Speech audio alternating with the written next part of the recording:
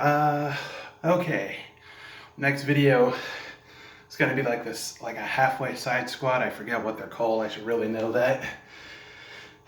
Forget the name really. It's where you hold the kettlebell by the horns, come down and squat on each side.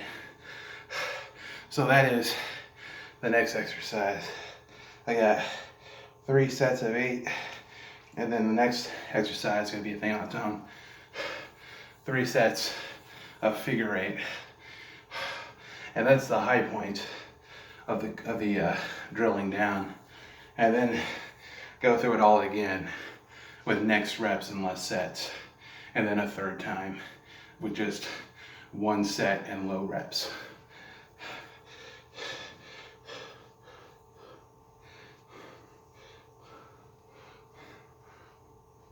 And then in the description I'll start putting all these in the beginning description, or at least in one of the descriptions for the sets of videos that I'm doing. That being said, let's get started.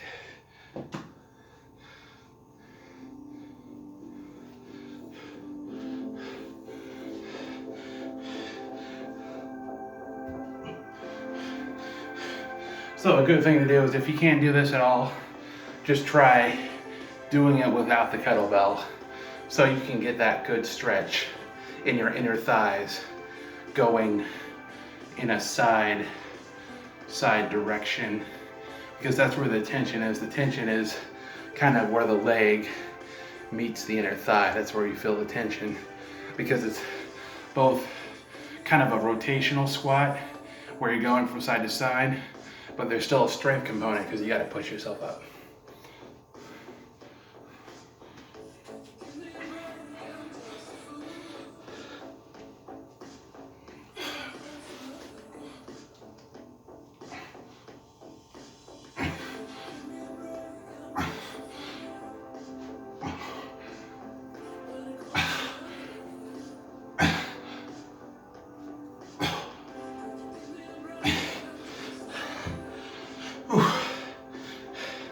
That was tough. That was definitely 8 for sure.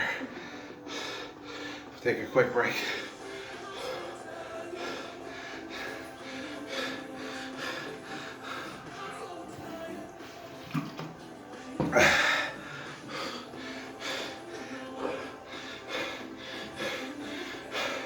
And if you can't start out with 8, start out with 5 to as many as you can do for the high drill. Same with all these exercises.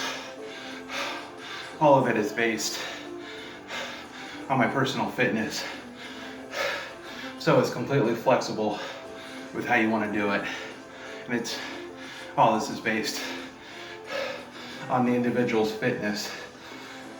So there's no hard set starting points except for how much you want to push yourself, or how much you think you can push yourself. You definitely ought to take into consideration injury, banging the bells against your arm, jamming your hands into the bells, dropping the kettlebell on yourself. I've done all this several times, so that's why I'm very careful with how I push myself, because at the end of the day, when the kettlebell is coming through your hand like this, technically it's just a free weight, and you're letting up a little bit, just a slight little bit, and letting it slide through your hands. At that point, it becomes a free weight, and you just got to trust yourself and trust your body that you know what you're doing. And there's no greater concept than that than with doing the figure 8, because you're passing the weight between your legs. So, and I've dropped that several times, luckily not on my feet, and then I just picked it up and kept going.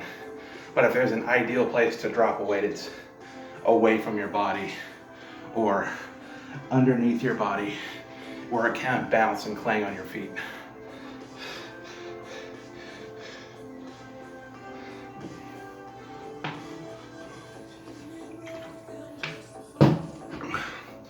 Also, always make sure you give yourself as much wide distance as possible.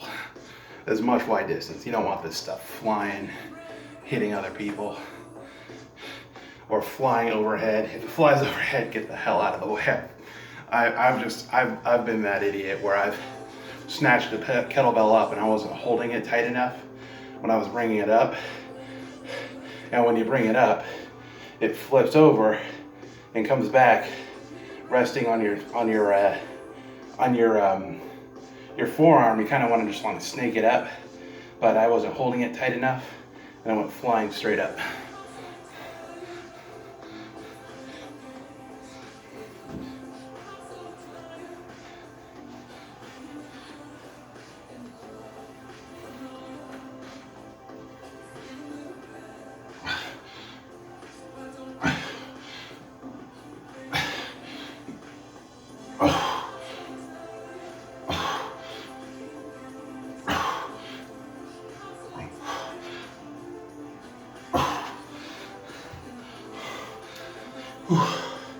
That was 8. That was tough.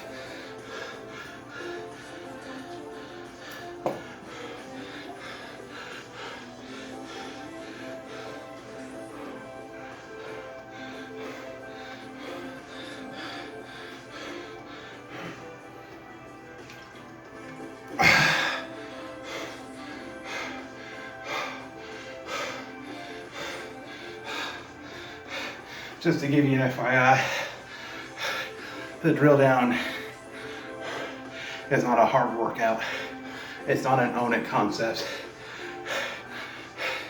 You try to get through a set as best you can. Because at the end of the day, this is just a concept to keep your body active between your main workouts. So it's kind of like a deload workout, really. So it's not a hard concept. You don't feel like you have to do 3 sets of 10 or what I'm doing. You just want to set it for yourself. You don't even have to do multiple sets like I'm doing. I just kind of need to shock my body back into fitness after being out of it for a week.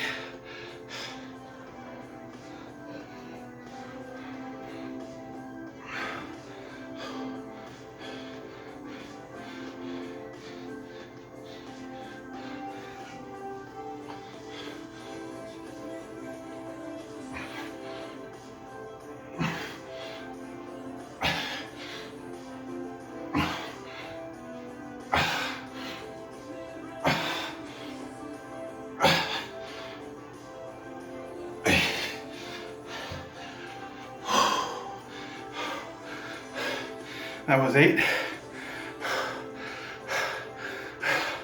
Oh.